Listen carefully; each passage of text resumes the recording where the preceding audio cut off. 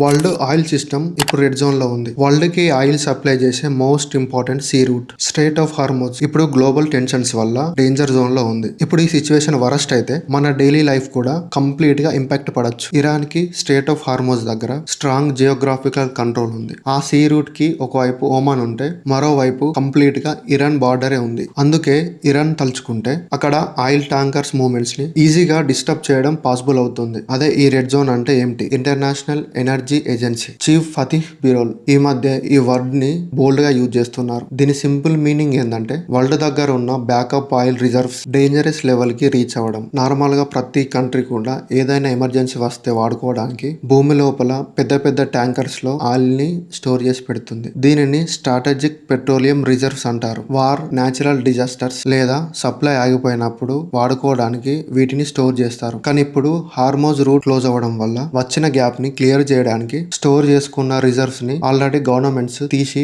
వాడుతున్నారు. రిపోర్ట్స్ ప్రకారం ఐఈఏ మరియు దాని సభ్య దేశాలు కలిసి ఓన్లీ మార్చి నెలలోనే రికార్డ్ బ్రేకింగ్ గా 100 of millions దాదాపు 40 కోట్ల బ్యారెల్స్ రిజర్వ్స్ ని మార్కెట్ లోకి రిలీజ్ చేశారు. గతంలో రష్యా ఉక్రెయిన్ వార్ వచ్చినప్పుడు కూడా ఇందులో సగం కూడా వాడలేదు. కానీ ప్రాబ్లం ఏంటంటే ఇంత స్టాక్ బయటికి వదిలిన సిచ్యువేషన్ ఇంకా ఇంప్రూవ్ కాకపోతే రాబోయే జూలై వరకు ఆ బ్యాకప్ కూడా పూర్తిగా కాలైపోతుంది. బ్యాకప్ స్టోరేజ్ కూడా ఎండ్ అయిపోయి మార్కెట్ ఏ చిన్న షాక్ ని కూడా తట్టుకోలేని ఆ డెడ్ ఎండ్ సిచ్యువేషన్ నే రెడ్ జోన్ అంటారు. అందుకే ఎక్స్పర్ట్స్ సీరియస్ గా వార్నింగ్ ఇస్తున్నారు. ఎకనామిక్స్ లో ఒక సింపుల్ రూల్ ఉంది. సప్లై తగ్గితే ప్రైజెస్ ఆటోమేటిక్ గా ఇంక్రీజ్ అవుతాయి.